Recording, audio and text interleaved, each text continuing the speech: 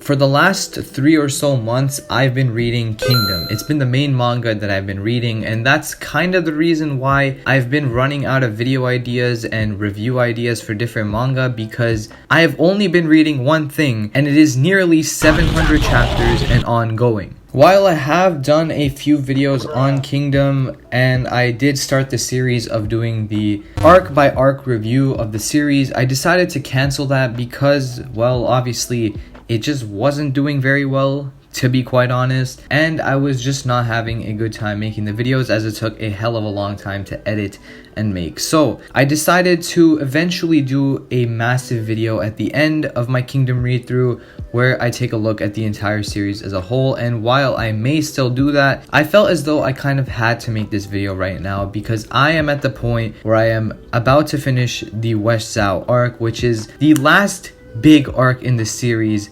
before where the manga is currently ongoing right now. I obviously didn't plan to make this video today, but just because of how absolutely insane Kingdom has been and how it has been an absolutely life-changing experience, I decided to make this video and talk to you about why Kingdom is a life-changing manga and why you absolutely must check it out.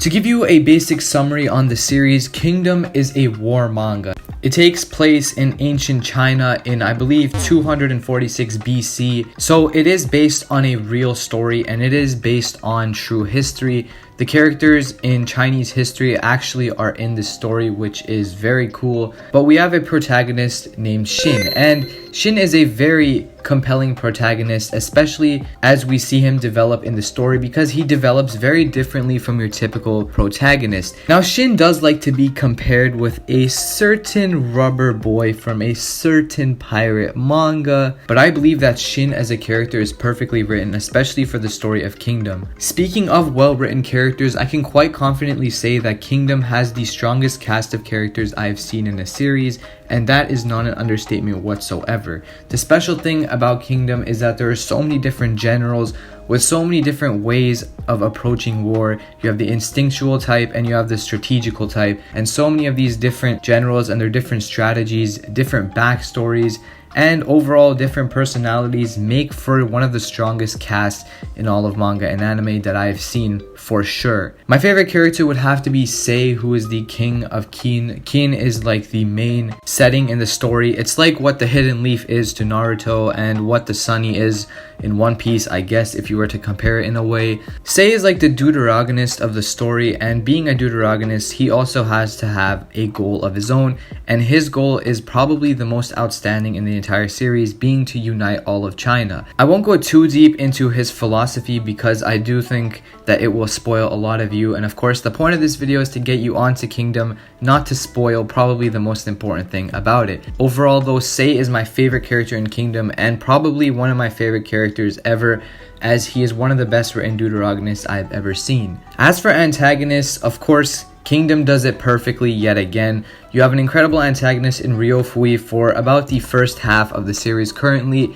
but the main antagonist that comes up time and time again in Kingdom is of course the man himself, Riboku. This man is an absolute menace. He is a strategical type general, and every single time he is on the screen, you feel like something crazy is going to go down, because crazy things go down whenever Riboku is on the screen. A good example of this is the Coalition arc. Again, I'm not going to spoil how Coalition started, but if you know, you know, because the Coalition arc was quite popularly the best arc in Kingdom. It's my favorite arc, and it's a lot of other people's favorite arcs in Kingdom, which I can obviously respect, because it was the biggest fight in the entire series. The Coalition arc, as I mentioned in my arc ranking video, is my second favorite arc that I have ever seen. It was just fight after fight after fight, and getting to see all these different generals come together in this huge war that spanned all 7 states. It made for some of the best fights the series has ever seen, and some of the best climaxes the series has ever seen as well. Now, I did just say that Coalition is probably my favorite arc in Kingdom, but I might have to change that really quick, because the West Zhao arc is really climbing up there and is really pushing the Coalition arc right now, especially after what I just saw, which I'm going to talk about later in the video because that is the main point of the video. Something you see in Kingdom that you don't see with many other series is that a lot of people have different subjective opinions on what their favorite arcs are, what their favorite characters are, and so on. If you talk to someone who has seen Kingdom, they most likely have a different opinion than you about what their favorite arc in the series is. If my favorite arc is Coalition, for example, someone else's favorite arc might be the Sanyo campaign.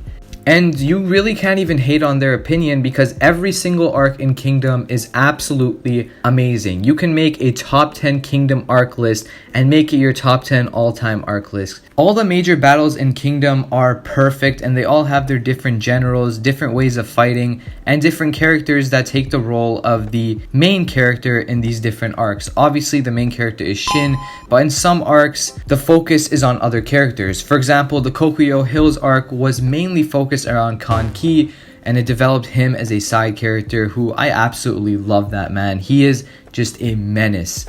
So let's get on to the main point of the video, which is the West Zhao arc, and that is the arc that I just completed right now. It is around the 600 chapter mark where it ends, and I've got to say that this arc really solidified Kingdom as a top 3 series for me, without question. And obviously by the title you can tell that the point of this video is to explain why Kingdom is a life-changing experience. Like Berserk, like Vagabond, Kingdom is a manga that can teach you so many different things, and it could honestly change your life for the better. The main thing that Kingdom presents is overcoming loss of comrades, and even though Kingdom doesn't really kill off that many main characters and side characters, it makes sure to shoot you in your heart every single time a main character is killed off. Of course, I'm not going to spoil who dies or what happens, but the point is that the main character Shin has a lot of different comrades as he learns from many different people on how to fight in wars, and he does meet a lot of new people